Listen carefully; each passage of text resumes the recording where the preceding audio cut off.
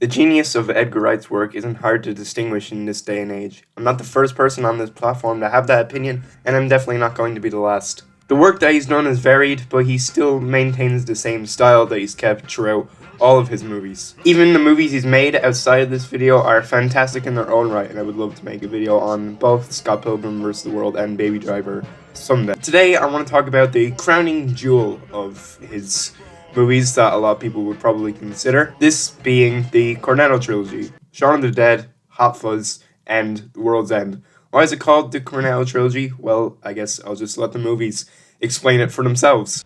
Do you want anything from the shop? Cornetto. So, Moran, you got brain freeze? No, I got brainwave. I'm not putting them in worst to best. I'm not even putting them in any particular order. I'm just gonna put them in order of what I want to talk about first and last, and kind of give little mini reviews of them, but more so analyze them and why they're considered such great movies. Starting with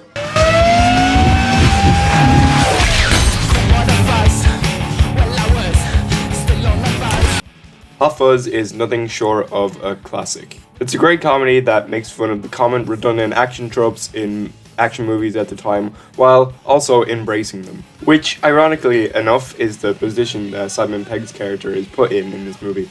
He plays Nick Angel, a policeman, Officer. right, who some of his colleagues would consider to be too serious at each job, so he gets sent to Stanford, a quiet town, to discover a series of accidents which end up being murders. The murders in questions are actually caused by the townspeople themselves. How can this be for the greater good? Shut it! I do feel a little bad about giving away the twist in this movie because it's executed really well, but honestly, if you haven't seen any of the movies, I don't know what you're doing watching this video. Go watch them somewhere if you can find them. I think one of the main aspects of this movie that makes it really great is that it's such a good comedy. Like, it's really funny. Not only because of like some of the plot points in the movie, but just how a lot of the lines are delivered. I feel like if they were delivered in a way that wouldn't be as great as some of the actors would, it wouldn't be as entertaining, but some of the line delivery in these movies just make it. I know what you're going to say, but the fact is, you've been making us all look bad. I'm sorry, sir. However you spin this, there's one thing you haven't taken into account. And that's what the team is going to make of this. Janine, I've been transferred. I'm moving away for a while. Well, I'm not Janine. Janine, I've been transferred. I'm moving away for a while. The victims knew each other. Everyone knows everyone around here? Yeah, if you didn't see anything suspicious, and who did?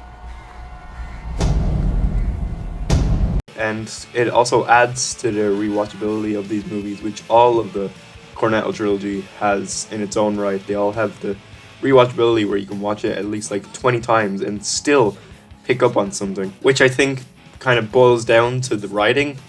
The amount of callback jokes and reference jokes and even some throwaway lines that you wouldn't think would be important ends up being an important piece of dialogue when you watch it back. Fascist. I beg your pardon. System of government characterized by extreme dictatorship. Hag. I beg your pardon. Evil old woman considered frightful or ugly. It's 12 down. Fascist! I do know there are more guns in the country than there are in the city. Everybody and their mums is packing around there. Like who? Farmers?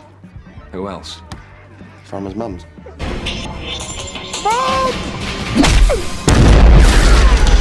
You ever fired 2 guns whilst jumping through the air? No. Have you been in high-speed pursuit? Yes, I have. You fired a gun whilst in high-speed pursuit? No. You ever fired your gun up in the air and gone, ah? No, I have not ever fired my gun up in the air and gone, ah.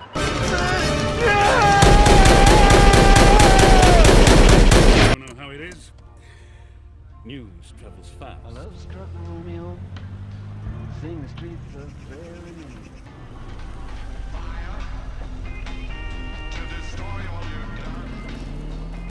Going back on the twist, in other movies I don't think it would have worked as well, but Edgar Wright managed to write it in a way that seems not only believable, but in an enticing way that doesn't make first viewers of the movie expect it. It's all about the greater good. How can this be for the greater good? How can this be for the greater good? Simon Pegg and Nick Frost's dynamic work off each other really well. I guess it helps them being friends for a while before any of the movies came out. Works to their advantage.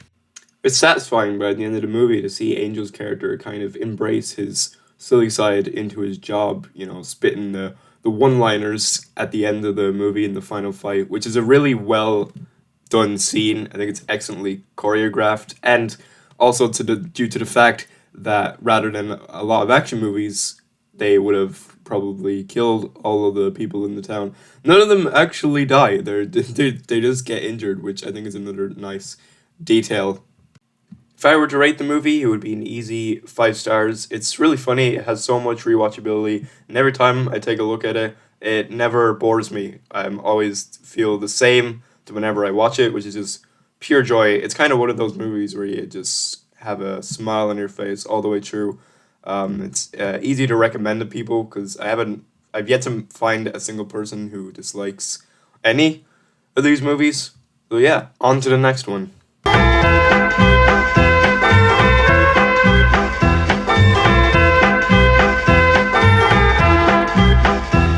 Shaun of the Dead is the quintessential horror comedy. Forget your Cabin in the Woods or Zombieland. What separates this from all the rest is that it's British. Despite this being the first in the Cornetto Trilogy, this movie would popularize a lot of the traits that would come up in future movies. I especially love the long take scene of Shaun walking from the shop and back. That seems like a very mundane thing, but the way Edgar Wright made the scene is what really makes it. It showcases the duality of people's lives in the movie before and after the zombie outbreak, which they don't even focus on for almost the first 40 minutes of the movie until it's convenient for the plot. As an increasing number of reports of serious attacks on people who are literally being eaten alive. Most movies like this would kind of go into it straight away or give a backstory to how it all happened, but it adds to the realism of what would you do if you acted in this situation? I don't need to describe the plot of this movie, but I'll do it anyway. Shaun is a guy who's down on his luck who, with the help of the zombie outbreak, learns to grow up and face life head on. Through the writing, it really conveys that well, with him starting in the slum of his life to him facing up against the zombies, shooting them head on, which is really brought on by the emotional impact of the movie, which, coincidentally enough, is the death of both of his parents. Philip, you don't have to explain. No, I do. I always loved you, Shaun.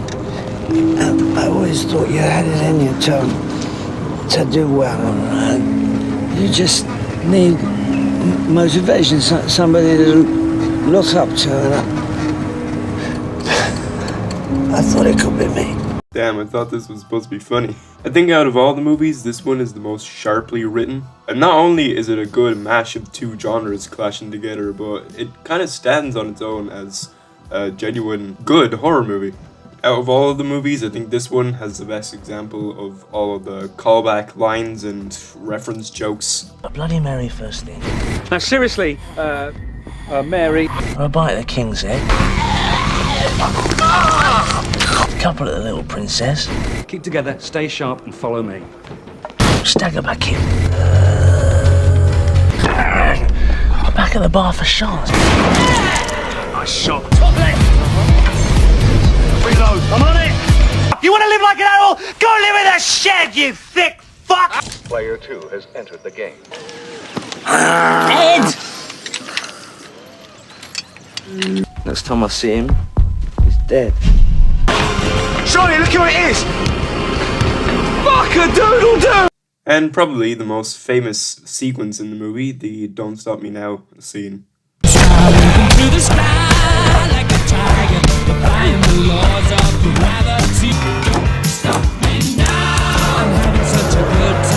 It's understandable why this is so beloved. It's great.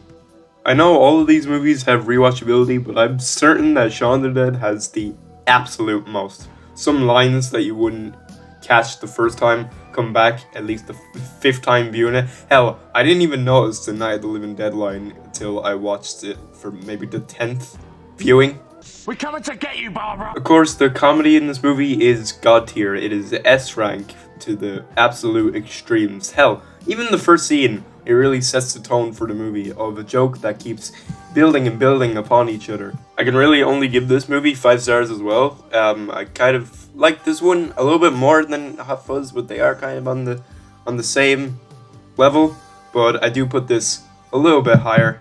Not just for the love of the horror genre that I have and seeing what kind of unique spin that they do with it, but because, again, of the writing, directing, and all of the performances in it makes it for a good, easy watch. And I think it's a good introduction for people into the horror genre who are curious about it. Just what is it that you want to do?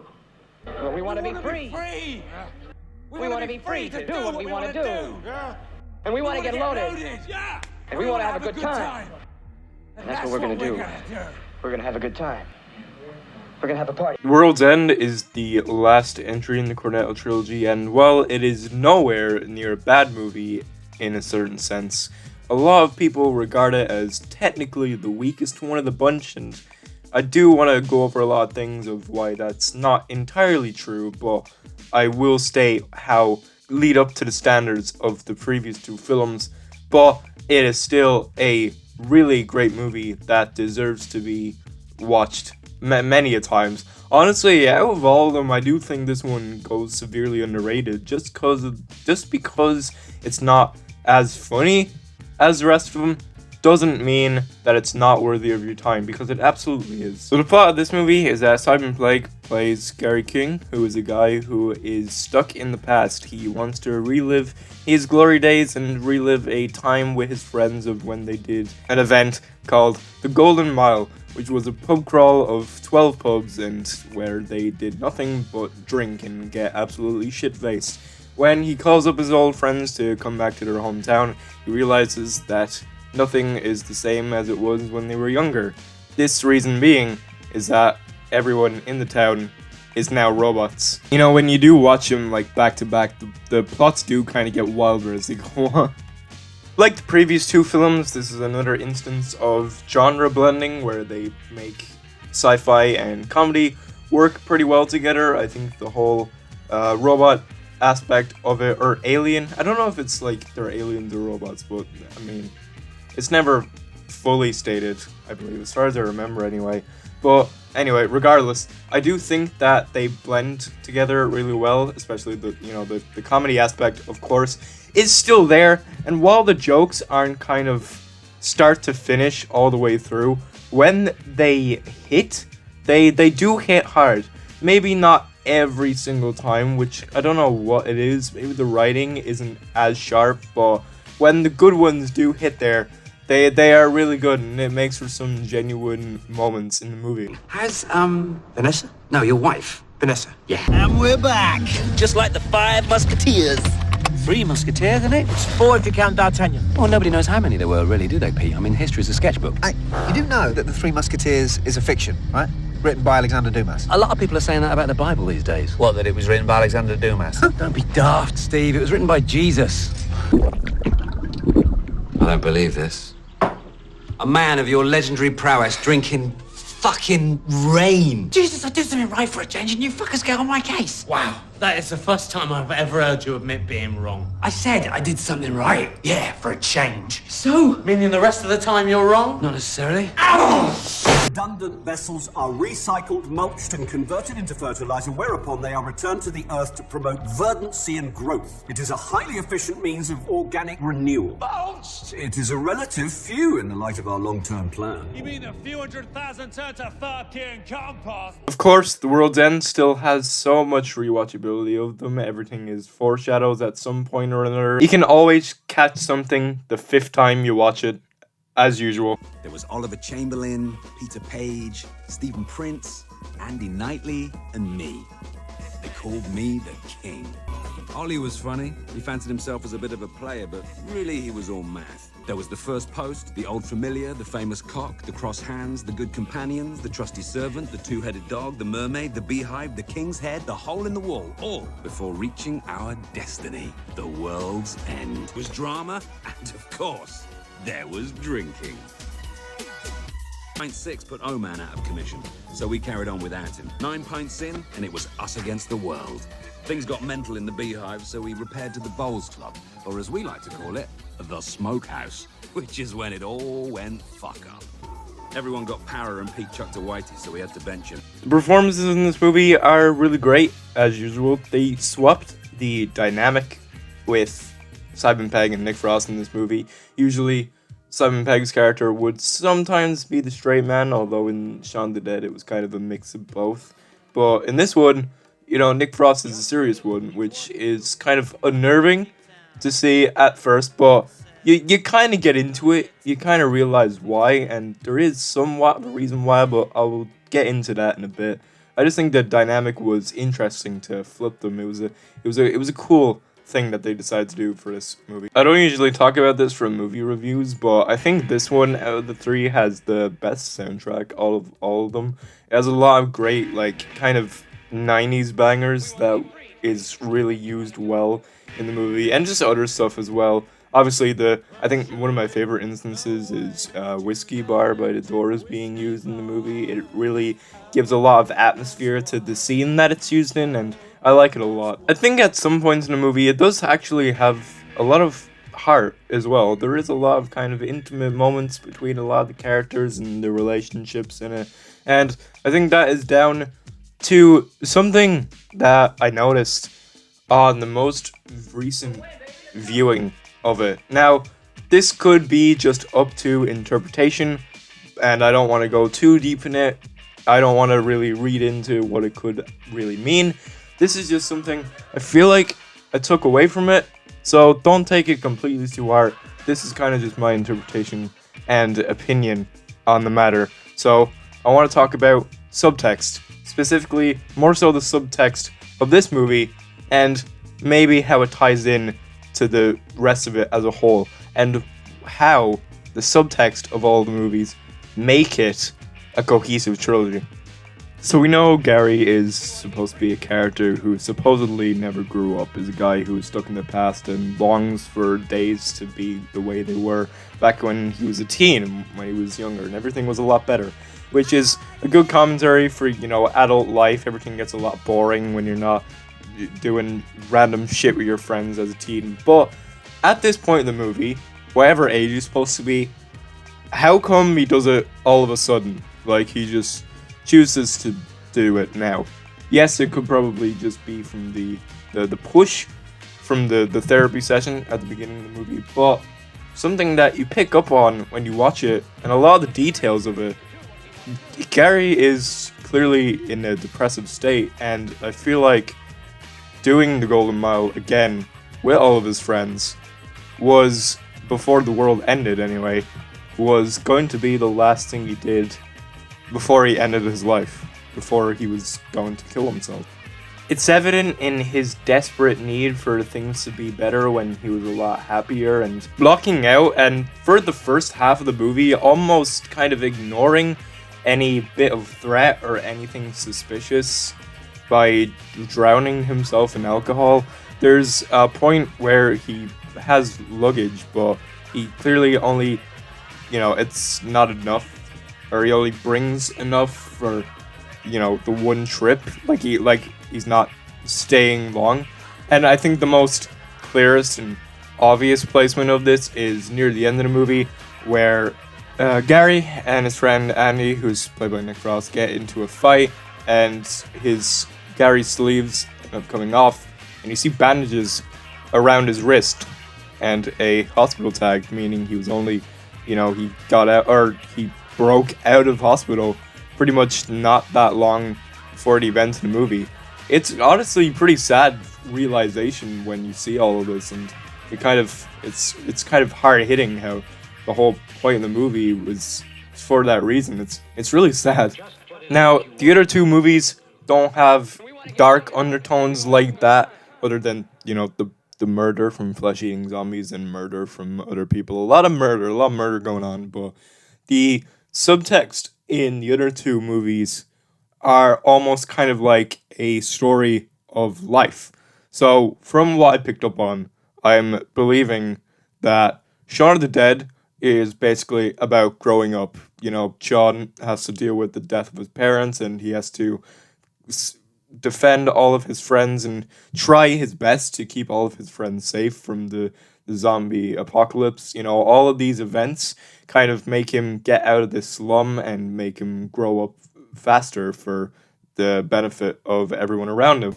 I spent an entire life, look at me, I spent my entire life sticking my neck out for you, and all you ever do is fuck things up and make me look stupid. Well, I'm not going to let you do it anymore, not today! And Hot Fuzz comes into play where you can grow up, you can be an adult, but don't be afraid to have a little fun every now and again. You know, don't be boring, basically. Don't be a boring adult. World's End, I guess, is saying don't entirely get stuck in the past because it's not a good thing to do, but you can still look back on it fondly, even if things get clouded by judgment, in this case, probably by a lot of alcohol, and it may not be as squeaky clean as you remember it being. With all of these in mind and watching them one after the other, it makes for a really interesting narrative written throughout all the three movies. It just adds to the experience of enjoying them, you know? So if I were to rate The World's End, I'd probably give it 4 stars, maybe 4.5, but I'm gonna stick with 4 at the moment.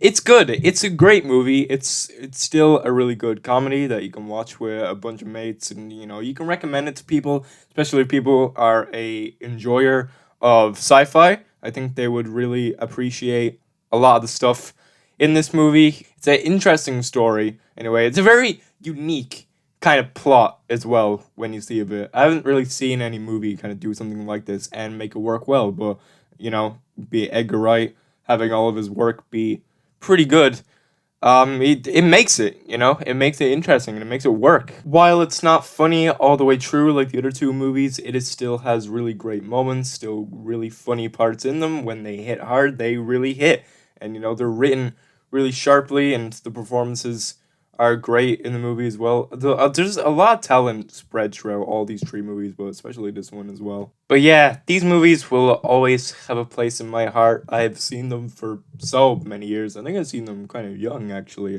since I was a kid. But, you know, they're all great in their own right. Some are better than others, but they can still all be enjoyed.